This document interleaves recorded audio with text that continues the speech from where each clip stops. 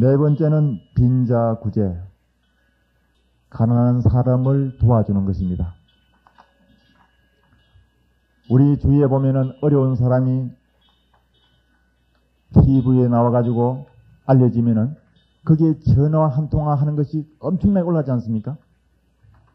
많이 도와주는 것보다도 적게 여러 사람이 도와줄 때 그 사람의 힘이 되는 것입니다. 도울 수 있을 때에는 아끼지 말고 도와주는 것이 가장 보람스럽습니다. 우리가 내가 필요하다고 아끼다 보면은 정말 남을 도울 수가 없어요. 이건 내가 꼭 나중에 써야 될 거다 하고 챙겨놓다 보면은 남을 주는데 굉장히 인색해진다고요. 내가 우선 남에게 베풀다 보면은 또 그만한 복이 굴러 들어오게 되어 있습니다. 항상 그릇을 비워놓으면 또 새로운 것을 담을 수 있는 것과 같습니다.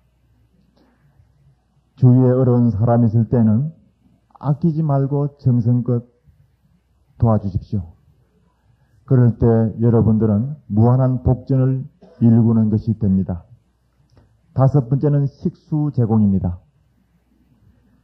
식수를 제공한다는 것은 정말 참 좋은 일인데요. 요즘은 이제 우물이 많이 발달되고 또 차가 있어가지고 빨리 지나가기 때문에 목마를 일이 별로 없는데, 옛날에는 길 가는 나그네가 목이 마를 때 그 물을 마실 수 있도록 약수터에 마실 수 있도록 바가지를 갖다 놓고 깨끗이 그렇게 소지해 놓고 우물을 파두는 그런 일들이 참 좋은 그런 복전이 되었습니다.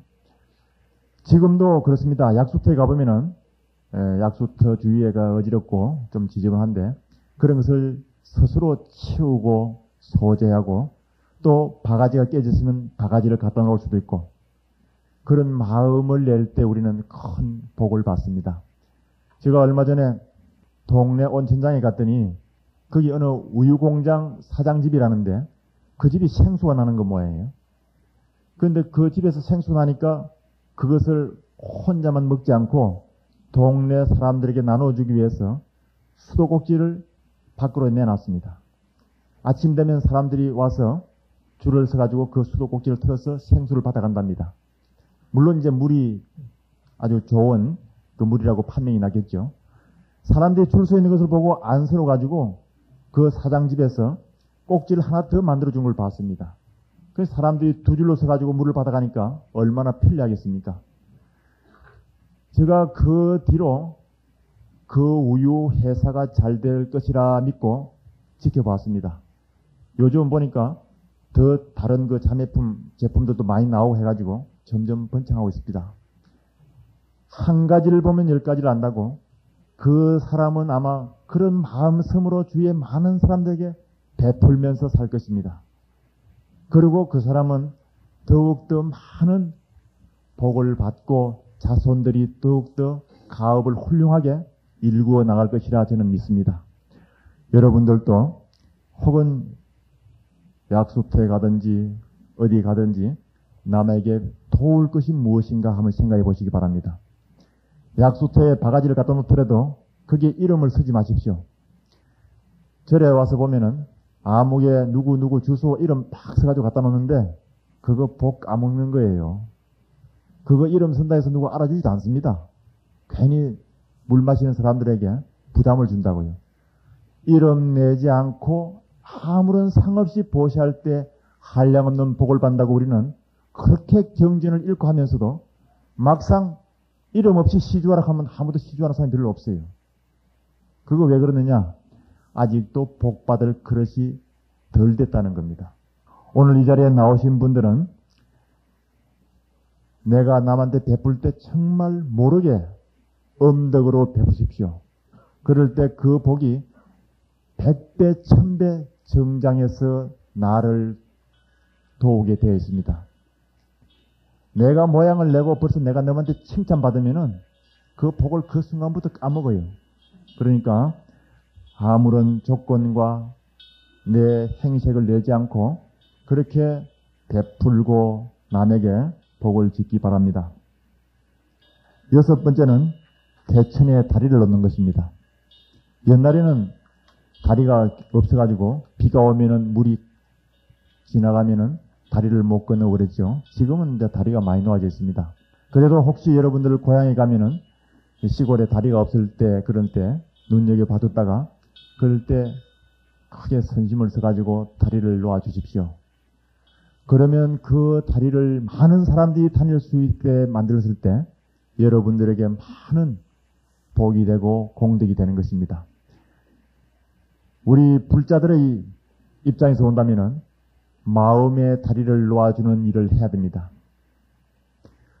어떤 친구와 혹은 친척끼리 혹은 가족들끼리 사이가 서로 나쁘고 불화가 되어 있을 때 내가 가서 어렵지만은 마음을 내가지고 이 사람과 저 사람 중간 다리를 놔가지고 서로 화합을 시켜줄 때 그것도 다리를 놓는 것과 똑같은 복이 되는 것입니다. 정말 더 큰 복이 되는 것입니다. 이런 일을 생각해 보면은 우리 주위에 얼마든지 복을 일구는 밭이 많습니다. 여러분 주위에 불편한 사람이 있고 혹은 여러 불자님들과 불편한 관계가 있다면은 여러분 스스로 다리를 놓아가지고 그 사람들 마음을 편하게 해주고 그 사람들에게 항상 좋은 일을 시켜주십시오. 7번째는 도로 작업입니다. 도로 작업은 길 닦는 건데 지금은 도로도 잘 되어 있습니다. 옛날에는 참 길을 닦아야 사람들이 지나갈 수 있는데 지금은 등산 가다가 비가 오고 난 뒤에 나무가 쓰러져 있고 돌이 무너져 있으면은 그냥 지나가지 마시고 그걸 치워주고 가십시오. 그리고 골목길 청소할 때 남보다 먼저 깨끗이 길을 설고 치워주십시오. 그것이 한량없는 복전이 됩니다.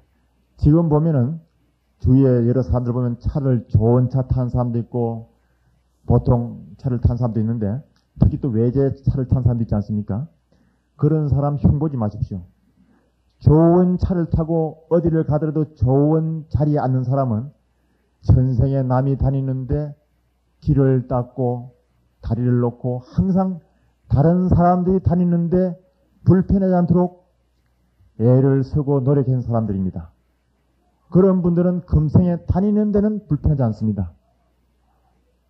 저는 운전도 할 줄 모르고 자가용도 없습니다. 전생에 다리를 못 놓은 것 같아요. 길도 못 닦고. 그런데 산길을 가다 보면은 사람들이 차를 잘 태워줍니다. 그랜저를 만나면 그랜저를 타고 가고 티코를 만나면 티코도 타고 가고 저 강원도 가서 선방에 살 때는 추럭을 타면은 추럭 뒤에 타고 가기도 하고 그럽니다. 직접 다리를 만들고 길을 닦지는 않았지만은 남들에게 많이 권한 모양이에요. 오늘처럼 이렇게 많이 권하지 않습니까? 이것도 좋은 복이 되는 거예요. 여러분들도 집에 가거든 가족들하고 자제분들한테 이런 걸 많이 권하십시오. 그것도 직접 길을 닦고 다리를 놓고 식수를 제공한 것 그 이상의 복을 짓는 것입니다. 목마른 사람에게 식수 한 그릇을 주는 거하고 또 우리 마음이 목말랐을 때 그 사람을 위로해주고 좋은 법문을 들려주고 하는 그것도 마음의 갈증을 풀어주는 것과 같습니다. 우리는 마음의 법칙을 잘 알기 때문에 첫째, 마음으로 많은 복을 지어야 됩니다. 그리고 이제 8번째는 무차법회라 해가지고 스님들이 법문할 수 있도록 스님들이 수행할 수 있도록 뒷바라지를 잘 해주는 것입니다. 선방 스님들이 결제 때 3개월 동안 바깥 출입을 금하고 정진하지 않습니까? 그럴 때 찾아가서 공양을 내고 스님들이 공부 마치고 어디 가면은 여비에 서라고 보태주고 할 때에 그것도 큰 복전이 되는 것입니다. 내가 하지 못하더라도 주위의 사람들을 어울려 갈 때, 동참해서 할 때 그것도 같이 큰 복을 나누어 가는 것입니다. 이런 법회에 나올 때도 혼자 나오는 것보다는 주위의 사람들을 데리고 나올 때 그때 또 큰 복을 짓는 것입니다. 그것이 바로 내가 길을 인도하는 것이고 길을 닦아주는 것이고 그렇게 되는 것입니다. 우리 주위에 복을 지을 밭이 너무너무 많습니다. 그러나 우리는 그냥 무심하게 살다 보니까 그럭저럭 벌써 흰머리가 생길 정도로 이렇게 살아왔습니다. 우리는 마지막 회양이 정말 중요합니다. 사람이 처음에 태어날 때도 그렇지만 마지막 숨을 거두는 그 모습이 오복 중에 하나 들어간다 그랬습니다. 고종명이라 해가지고 마지막 순간을 잘 회양을 하면은 평소에 마음을 편안하게 주위의 사람들을 편안하게 써줄 때 내가 편안하게 갈 수 있는 것입니다. 열심히 기도 정진하는데도 잘 안 되는 경우가 있어요. 왜 그런가? 입시기도를 열심히 했다. 그런데 다른 사람은 됐는데 우리 아들은 떨어졌다. 그러면 이제 부처님을 원망하고 기도 스님을 원망합니다. 그러나 원망하기 전에 기도가 정말 얼마나 순수하게 했는가 하면 돌이켜봐야 됩니다. 여러분들이 가족들끼리 대화를 해가지고 문제를 풀려 할 때 예를 들면은 자식이 잘못을 했다. 그러면 그렇게 하면 안 된다. 다 이러면 자식이 탁 꿇어앉아가지고 그 말을 충분히 받아들입니다. 이치적으로 따지면 자기가 잘못한 줄 알거든요. 그런데도 얘기를 하면은 그게 제대로 전달될 효과가 없습니다. 왜 그러느냐? 사람은 누구나 다 마음속에 저항감을 가지고 있습니다. 오늘 제가 여기 나오신 분들을 위해서 비방을 한 가지 들려드리겠습니다. 가족들 간에 대화를 해서 풀리지 않는 문제를 어떤 방법으로 푸느냐? 100% 효과가 있는 방법입니다. 그 사람이 잠자고 있을 때 기도해 주십시오. 예를 들면은 술을 자꾸 마신다. 말을 해도 안 되고 술 먹는 약을 국에 타서 줘도 안 되고 어떻게 하면 되느냐? 그 사람이 잠자고 있을 때 술 먹지 말으십시오 하고 내 마음을 편안하게 가라앉혀가지고 마음속에 대화를 하고 기도하면은 그것이 아무런 저항 없이 100% 전달되어집니다. 그렇게 하기 위해서는 먼저 기도하는 사람의 마음 자세가 중요합니다. 제일 큰 텔레비 드라마 보고 쫙 엉뚱데 정신 팔고 있다가 보니까 영감님 자고 있거든. 옳지, 기도해 줘야겠다. 그래가지고 가서 이제 막 수리부터 해가지고 막 기도해가지고 이제 술 끊으시오. 알겠죠? 술 끊어야 돼. 술 끊으시오. 절대 안 됩니다. 여러분들이 기도하려고 하면은 1시간, 2시간 전부터 마음을 가라앉혀야 됩니다. 그렇게 해야만 내 뇌파가 편안하게 안정돼가지고 상대방 잠자는 무의식층의 뇌파와 그대로 연결되어지는 것입니다. 그러니까 기도해서 영험이 없다. 이 말은 그 방법에 문제가 있는 거예요. 정말 모욕 제기하고 기도에 마음을 정성을 기울여가지고 그렇게 기도한 사람하고 다른 거 실컷 하다가 허겁지겁 달려와가지고 그냥 남들 하니까 그냥 실컷 관세음보살 부르고 뭐 하고 동참을 했는데 아이고 부처님이 그냥 돈만 똑 담고 영험이 없다. 그 문제가 어디 있느냐? 자기 자신에게 있는 거예요. 그러면 예를 들면은 만약에 문제 있는 사람에게 내가 그걸 정말 바로잡아 줄 때는 그분의 잠재의식 수준에 들어가야 되거든요. 잠자고 있을 때 그 잠재의식 속에 내가 깊게 들어가서 대화를 하면은 그대로 전달되어집니다. 잠꼬대 하는 사람 옆에 자다가 잠꼬대를 받아서 얘기를 하면은 잠꼬대 하는 사람이 그대로 다 얘기를 해요. 우스갯소리로 내가 이렇게 농담을 주고받으면은 잠꼬대 하는 사람이 그걸 알아듣고는 또 말을 이어 나온다고요. 그 정도 수준이 되면은 대화가 되는 겁니다. 어떤 사람이 미국에서 술을 자꾸 마시고 사업은 잘하는데 이 가정 살림살이가 정리가 안 돼요. 그래서 어떤 불자님이 동생을 좀 안타깝게 생각해가지고 여기서 폐일기도 하는 걸 봤습니다. 미국에 잠자고 있는 시간이 여기서 했거든요. 근데 그분은 4시에는 절에 나오고 아침 저녁으로는 집에서 그렇게 기도를 했습니다. 스님들이 기도하는 시간에 맞춰서 100일 가까이 되니까 편지가 왔어요. 미국에 절이 하나 생겼는데 그 절에 가서 일을 해줄 기회가 돼가지고 건축 공사를 해줬다는 겁니다. 그런데 스님이 법문하는 거 들어보니까 좋아가지고 내가 그 절에 등록해서 다니는 신도가 됐다고. 그 누님 기뻐라고 평소에 날 보고 부처님 믿고 말이지 술 먹지 말라 했는데 근데 절에 나가고 난 뒤로 술도 잘 안 먹고 그 내 부처님 믿고 보니까 참 좋더라고. 이렇게 편지가 온 걸 보고 그 불자님이 편지를 들고 울면서 기도하는 스님을 찾아온 걸 봤습니다. 그렇게 기도해주면 자기도 모르게 그렇게 마음이 일치된다고요. 우리가 기도를 할 때에 내 자신이 마음가짐이 중요해야 성취할 수 있다. 사업을 해도 그렇습니다. 마음의 준비 없이는 절대 성공 거둘 수 없습니다. 마음의 준비가 된다는 것은 곧 모든 일을 성취할 수 있는 근본이 되기 때문에 그렇습니다. 우리가 열심히 기도해도 안 된다. 그렇게 생각하지 마시고 다시 한 번 더 순수한 마음으로 돌아가서 기도를 하면 됩니다. 이 어려운 시대에 기도할 일도 많고 또 이 한 생이 소중해가지고 공부할 일도 참 많습니다. 그래서 우리 불자님들은 항상 그 마음을 가다듬고 내가 이 생에 좀 더 영적 진화를 하기 위해서 선행공덕을 닦고 남을 위해서 내 자신을 비우고 좀 더 내가 하심하고 그렇게 사는 것이 참으로 보람 있는 삶이다. 이렇게 믿어야 돼요. 합장해 보십시오. 부처님이 들려주신 수많은 개송 중에서 가장 대표적인 개송이 하나 있습니다. 제가 오늘 들려드릴 테니까 마음에 잘 새겨 들으십시오. 소리에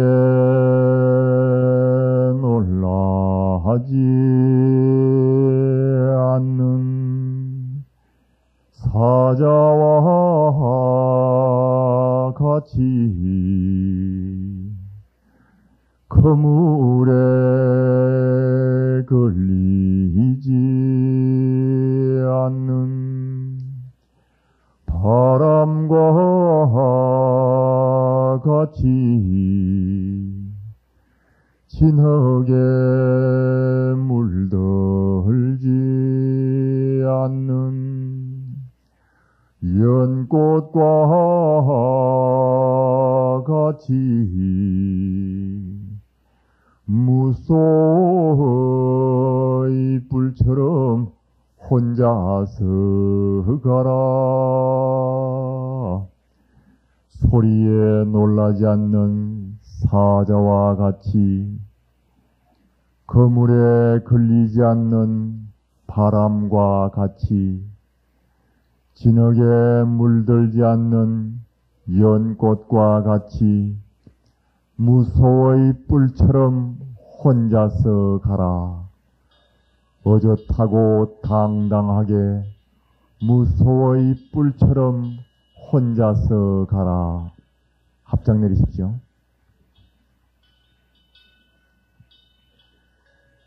사자는 백소의 왕이라서 그 어떤 소리에도 놀라지 않고 항상 자기의 중심을 잡고 있습니다. 그리고 바람은 그물에 걸리지 않습니다. 우리가 마음을 텅 비우면 어디에도 걸리지 않습니다. 누구를 미워하거나 누구를 더 챙기거나 그렇게 하지 않고 항상 평범하고 편하게 대할 수가 있습니다. 진흙은 더럽지만은 그 속에서 피는 연꽃은 참으로 아름답고 향기롭습니다. 우리는 연등을 밝히고 연꽃을 스티커로 만들어가지고 차에도 붙이고 다니고 현관에도 붙여둡니다. 과연 우리가 그 연꽃처럼 오탁악시에 물들지 않고 순수한 내면의 세계를 항상 지키면서 살아가고 있는가 돌아봐야 됩니다. 무소라는 것은 코뿔소를 말합니다. 코뿔소는 그 힘이 당당하고 당차가지고 사자도 피하고 호랑이도 피합니다. 우리 불자님들은 여러 어려운 이 시대에 살아가는 그 중에서도 어젓하고 당당하게 무소의 뿔처럼 그렇게 살아가라고 부처님께서는 말씀하셨습니다. 예나 지금이나 살아가는 형태는 다 비슷합니다. 사람과의 관계, 물질과의 관계, 이 두 가지에 얽매여서 살아가기 마련입니다. 무소의 뿔처럼 어젓하고 당당하게 살아갈 때에 우리는 정말 청정한 자기 내면을 더욱더 지킬 수 있고 그 어떤 현상과 경계에도 흔들리지 않는 여여부동한 자기의 본성을 찾을 수 있고 나고 죽음이 없이 영원한 우리의 참된 성품, 그 주인공으로 돌아갈 수가 있습니다. 그리고 자기 마음바탕 속에 있는 지혜와 덕성을 가꿀 수 있고 찾을 수 있습니다. 우리 불자님들은 우리 마음속에 있는 항상 나를 기다리고 있는 나의 부처님을 칭찬할 수 있어야 됩니다. 내 속에서 나를 기다리는 부처님은 오늘 또 내일 또 항상 빨리 만나러 오라고 확수고대하고 있습니다. 시간 날 때마다 열심히 마음의 등불을 밝혀가지고 그 부처님을 칭찬하도록 원을 세워야 됩니다. 그리고 수행해 나가야 합니다. 그것이 이 지구촌에 와서 살아가는 값진 삶이고 가장 보람있는 일이기 때문에 우리들은 영적 진화를 돕고 자기의 신령스러운 참모습, 곧 자기의 부처님을 칭찬하기 위해서 정진을 게을리하지 말아야 할 것입니다. 오늘 이 자리에 오신 여러 불자님, 저희 법문을 듣고 조금이나마 보탬이 됐으면 좋겠습니다. 다시 한 번 더 합장하십시오. 모든 것은 다 마음이 주가 된다. 마음속에 착한 일 생각하면 즐거움이 그를 따르리. 모든 것은 다 마음이 주가 된다. 마음속에 악한 일 생각하면 괴로움이 그를 따르리. 모든 것은 다 마음이 주가 된다. 마음속에 착한 일 생각하면 즐거움이 그를 따르리. 모든 것은 다 마음이 주가 된다. 마음속에 악한 일 생각하면 괴로움이 그를 따르리. 오늘 이 자리에 와서 법문 들은 여러분들 항상 착한 일을 행하시고 보살도를 행하면서 성불하시기를 바랍니다. 감사합니다.